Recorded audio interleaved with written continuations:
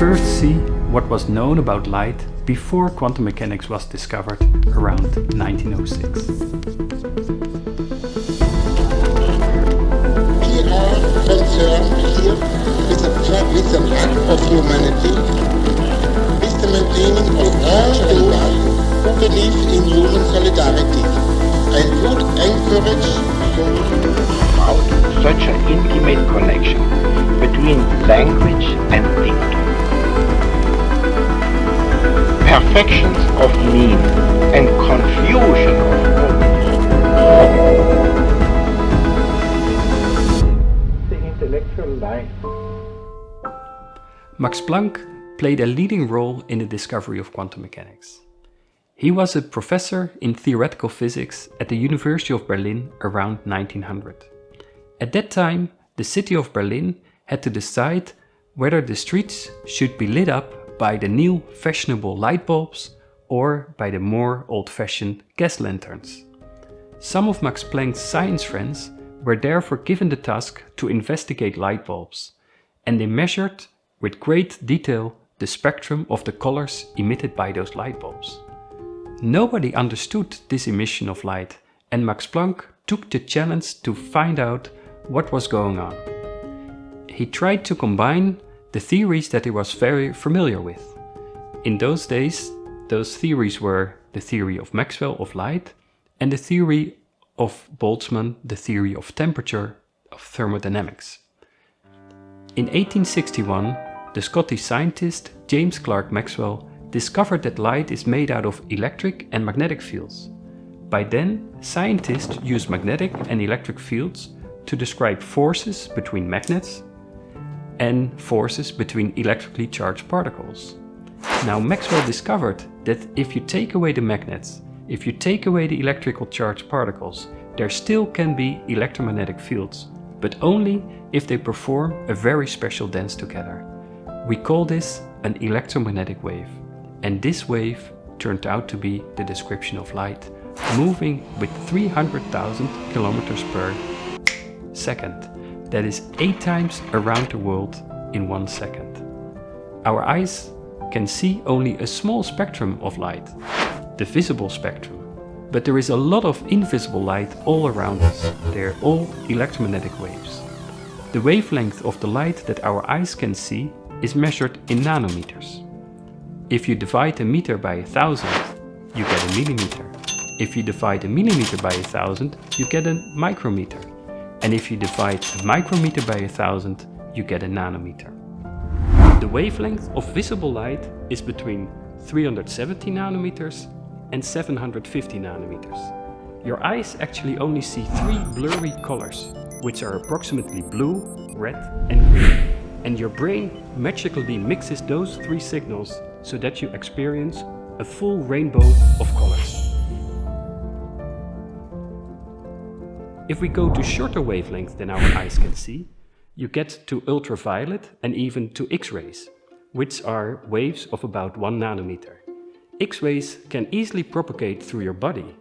Where there is a bit denser material like your bones, the X-rays are a bit more absorbed, and that is how in a hospital X-rays are used to look at your bones. If we go to longer wavelengths than our eyes can see, we get to microwaves that can be used for heating. Centimeter long and even meter long wavelengths are used for communication with your cell phone or for radio transmission. In the universe, there are sources of all wavelengths. Here you see a picture taken with a visible light telescope. And this is how the same region in space looks like with a radio wave telescope. Radio wave telescopes are quite impressive instruments, as you can see here. So now you begin to understand what light is. A dance of electromagnetic fields that can travel undisturbed through the universe. Almost all we know about the universe we learned by light.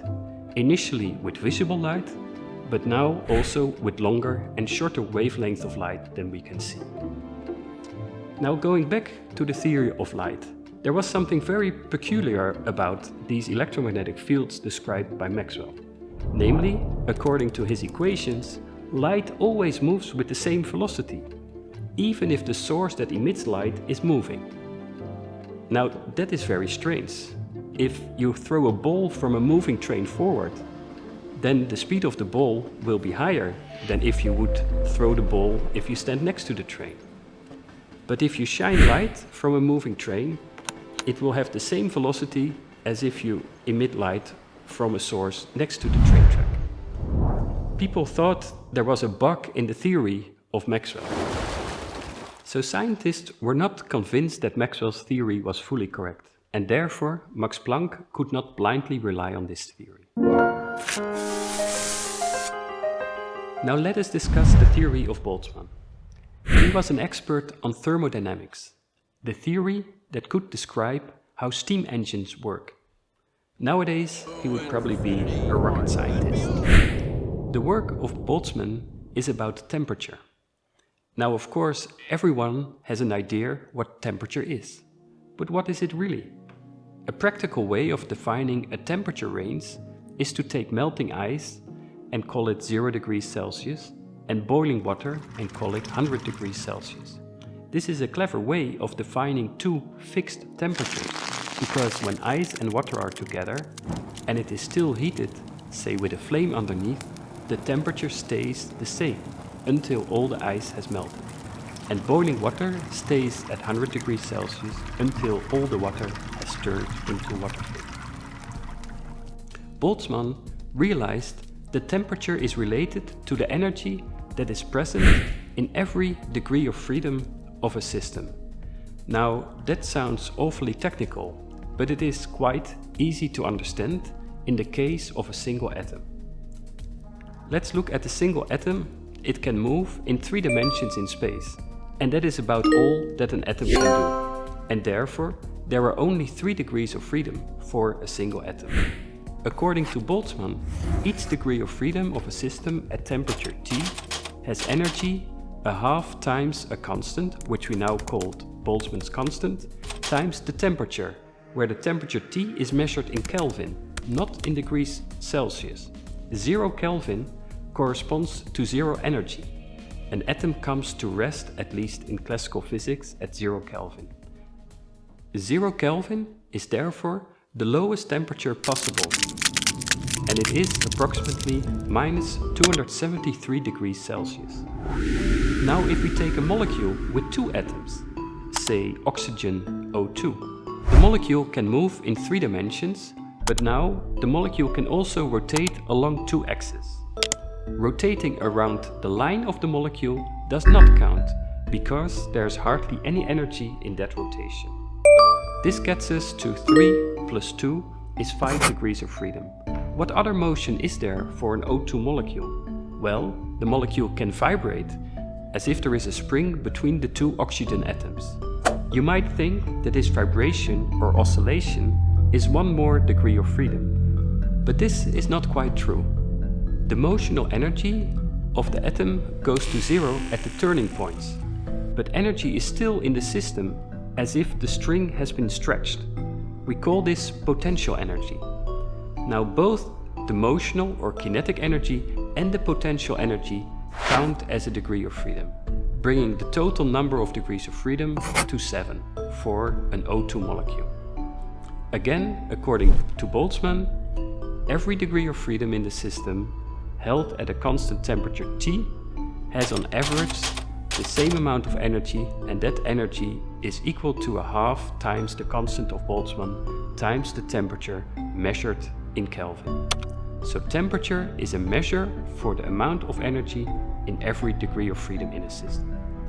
Now let's see what that has to do with the light emitted by a hot wire in a light bulb. According to Maxwell, light is an oscillating electromagnetic wave, and such an oscillation, just like a vibration in an O2 molecule, must have 2 degrees of freedom and therefore kBt of energy, where T is here the temperature of the hot wire. Now we are getting much closer to the prediction of the spectrum of a light bulb. All we need to know is how many different light waves, how many different oscillations there are at different frequencies of the light. This is a little tricky, but to know is that there are many more light waves in a given energy interval at high frequencies compared to low frequencies. So combining the theories of Boltzmann and Maxwell gives us this prediction for the intensity as function of frequency of light emitted by a hot wire in a light bulb. Now let's compare this with the spectrum that the friends of Max Planck measured. There was a perfect agreement at low frequencies, but things go awfully wrong at high frequencies.